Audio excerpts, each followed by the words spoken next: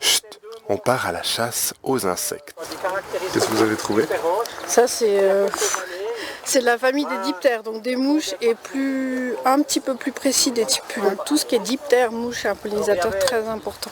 Pour la Journée mondiale des abeilles et des pollinisateurs, l'espace abeille à Cernier propose une petite visite des alentours. On va regarder si on voit déjà des insectes voler. Et malgré le vent, il suffit d'observer un peu. Alors maintenant on passe, hop. Merci.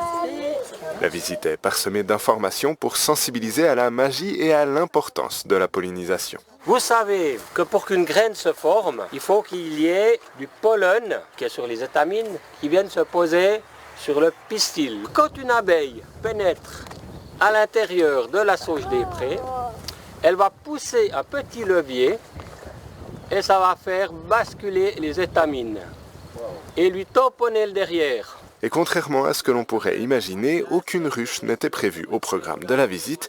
Par contre, on peut y voir ce tas de sable et de cailloux. On a créé ce printemps des emplacements qu'on veut accueillants pour les abeilles terricoles. C'est donc plus de 70% des abeilles sauvages qui vivent dans le sol. On sait qu'en Suisse, il y a plus de 600 espèces d'abeilles différentes. Une grande partie d'entre elles sont en danger, en voie de disparition. En grande partie parce qu'elles ne trouvent plus d'habitat. Elles ne trouvent plus de nourriture et elles ne trouvent plus d'habitat. Donc on essaye de recréer des zones qui soient propices. D'autres activités sont également organisées entre fabrication d'hôtels à insectes et bricolage. L'abeille est bien reine ce samedi. Quant aux autres pollinisateurs... Les abeilles, on les aime bien, les autres peut-être un peu moins. Bah oui, je vais essayer, mais souvent quand t'as une mouche ou un moustique qui tourne autour, bah t'es pas non plus très content.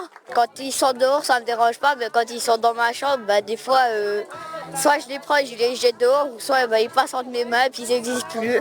La sensibilisation sera peut-être pour l'année prochaine.